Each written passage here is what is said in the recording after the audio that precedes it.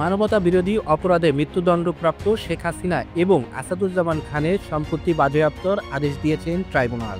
দ্বাদশ সংসদ নির্বাচনে হলফনামায় শেখ হাসিনা 4,33,00,000 টাকার স্থাবর অস্থাবর সম্পত্তির হিসাব দেন, আর আসাদুজ্জামান খান কামাল 10,25,00,000 টাকার সম্পদ। তবে দুদক বলছে তাদের প্রকৃত সম্পদ এর কয়েক গুণ বেশি।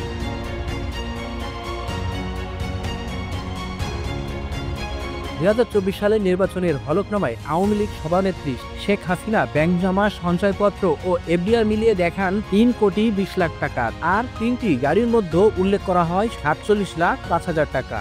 স্বর্ণ সহ মূল্যবান সম্পদের মূল্য 13,25,000 টাকা এবং আসবাবপত্র 7,40,000 টাকার কথা উল্লেখ করেন তিনি। স্থাবর সম্পত্তির মধ্যে টুঙ্গিপাড়া, গোপালগঞ্জ, গাজীপুর, রংপুরের 15 বিঘা বেশি জমি, গাজীপুরের 9 বিঘা বাগানবাড়ি এবং ঢাকার পূর্বাঞ্চলে একটি ফ্ল্যাট রয়েছে তার।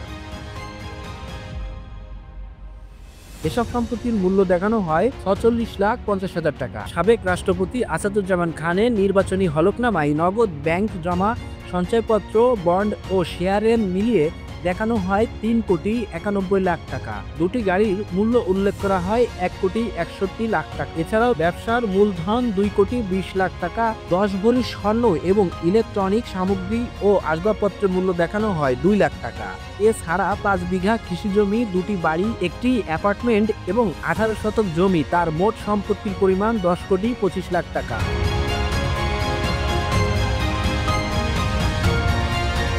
তবে দুদক বলছে শেখ হাসিনা ও আসাদুজ্জামান খান নির্বাচনের হলফনামায় অসৎ তথ্য দিয়েছে। জ্ঞাত আয়ের সঙ্গে অসঙ্গতিপূর্ণ 16,42,00,000 টাকা সম্পত্তির মালিক আসাদুজ্জামান খান।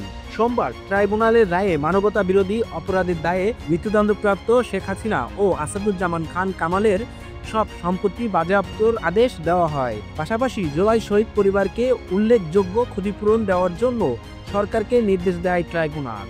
মোহাম্মদ সুমন, আমার টিভি, ডেস্ক নিউজ।